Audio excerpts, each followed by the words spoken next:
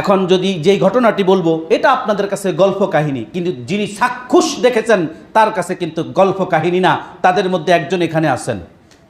মসজিদে নববীতে ফজরের সালাতে, তাহাজ্জুদের সালাতে বসা অবস্থায় হঠাৎ করে এক ব্যক্তি খালি সত্তরের মধ্যে উঁচু আওয়াজ করে তার ভাষায় সে বিভিন্ন ভৎসনামূলক কথাবার্তা বলতেছিল।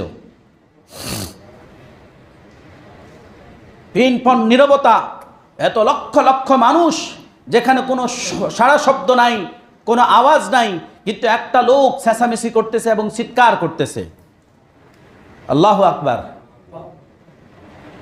মিনারের উপরের থেকে সিসি ক্যামেরা তো দেখছেই, সঙ্গে সঙ্গে এই আলখেল্লা জুব্বা পরা সিআইডিরা আশপাশে ঘোরাঘুরি শুরু করে দিছে। আমি যেহেতু কয়েকবার আসা যাওয়া করছি, আমি ওদেরকে চিনি। আর চিনে কারা জানেন? আপনি চিনবেন না।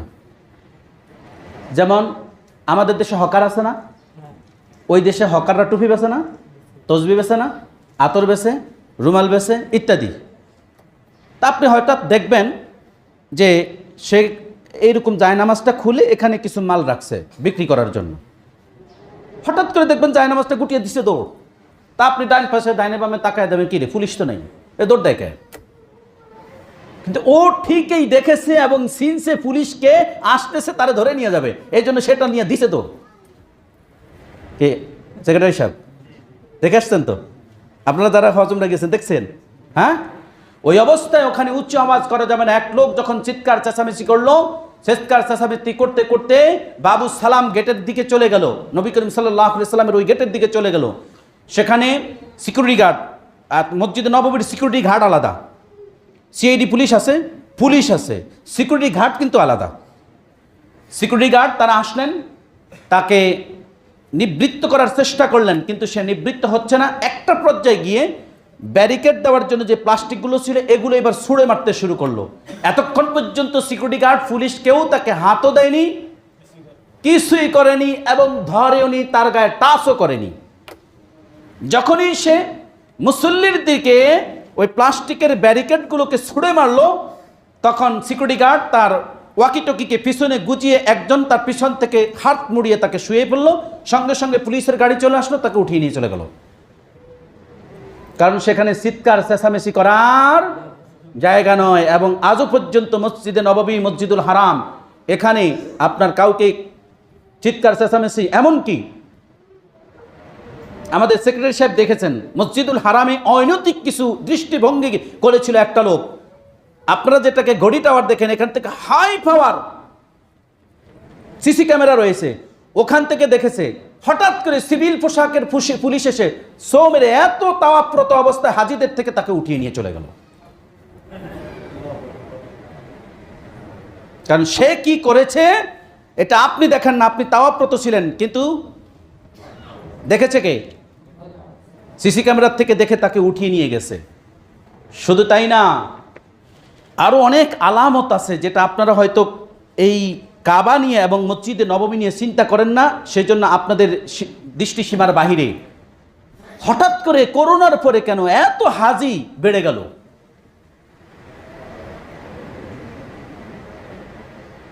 অনুসন্ধান করেছেন? চিন্তা করে দেখেছেন? আল্লাহ ভালো জানেন।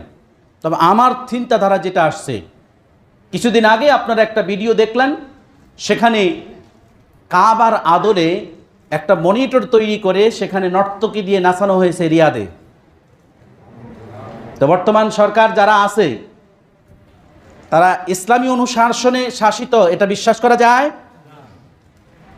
তারা ইহুদিদের দ্বারা পরিচালিত, বিশেষ করে ইসরায়েল কর্তৃক পরিচালিত, ইসরায়েল কর্তৃক পরিচালিত। এই সুযোগে আল্লাহ সুবহানাহু ওয়া তাআলার পক্ষ থেকে কেন এত মক্কা মদিনায় হাজার লাখ লাখ মানুষ? 8ই নভেম্বর একটা প্রতিবেদন পেলাম, মসজিদুল হারামে শুধুমাত্র হিলটনের সামনে পর্যন্ত, হিলটনের পিছনে না, কবুতর সত্তরের বাহিনী না, খোলা জায়গা আরও বাড়িয়েছে, পাহাড় কেটে আরও বাড়িয়েছে, জমজম ক্লক টাওয়ারের সামনে পাহাড়টা কেটে সেখানে আরও খালি করা হয়েছে। একেবারে মিসপালা ব্রিজ তারপরে চলে যায়। শুধুমাত্র হিলটনের সামনের এরিয়া পর্যন্ত জাবালে উমরের দিকে, জিন্দা কবরের দিকে যে এক্সটেনশন বাড়ানো হয়েছে, একটা না, এক্সটেনশন 1, এক্সটেনশন 2, এক্সটেনশন 3, এই শুধুমাত্র ভিতরে এবং হিলটনের সামনে মিলিয়ে সৌদি সরকার এমন ব্যবস্থা নিয়েছে 30 লাখ লোক একত্রে নামাজ পড়ার মতো দারুণ ক্ষমতা রয়েছে। সেটাকে ওভারটেক করে কবুতর 70 মিসবালা চলে গিয়েছে। এবার বুঝেন তো 30 লাখ মানুষ নামাজ পড়ার পরেও কত লোক বাহির হয়ে গেছে। কে পাঠায় এই মানুষ? কে পাঠায়? আল্লাহ সুবহানাহু ওয়া তাআলা তার এই 2 হেরেমকে রক্ষা করবেন, হাদিসে আসছে। এখানে ইহুদি খ্রিস্টান তারা ঢুকলো কিছু করতে পারবে, কারণ হেফাজতের মালিক কে? হেফাজতের মালিক কে? 30 লাখ লোক। বাংলাদেশে 10 লাখ লোক হলে আমাদের সিকিউরিটি ফোর্স, পুলিশ ফোর্সরা সামান্য হিমশিম খেয়ে যায় না, ভুল বলছি কথা? কত মানুষ পিষ্ট হয়ে মারা যায়। মসজিদুল নববী এবং মসজিদুল হারামে একটা মানুষ পদপিষ্ট হয়ে মারা গেছে, রেকর্ড আছে। তাহলে আপনি এটার অলৌকিকত্ব কি খুঁজবেন? আমি নিজে গত বছর গিয়ে অনুসন্ধান করলাম, পুলিশ কখনো এই মানুষকে নিয়ন্ত্রণ করা সম্ভব নয়, খোদ আল্লাহ সুবহানাহু ওয়া তাআলা ফেরেশতা দ্বারা এই মানুষগুলোকে নিয়ন্ত্রণ করতেছে।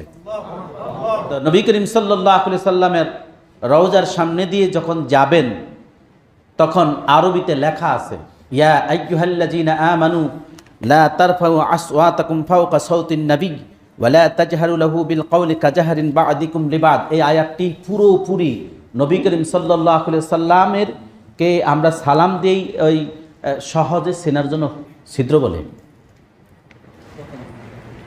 সহজে চেনার জন্য ছিদ্র বলে। আসলে এটা আপনাদেরকে কিভাবে বুঝাবো, আমরা তো যখন যাই তখন আমাদের বাম দিকে থাকে, আমাদের বাম দিকে থাকে। তো বাম দিকে যখন এরকম প্রাচীর থাকে, তো প্রাচীরের অংশটা যখন এতটুকুর মধ্যে নবী করিম সাল্লাল্লাহু আলাইহি সাল্লামের কিন্তু দেহ মুবারক না।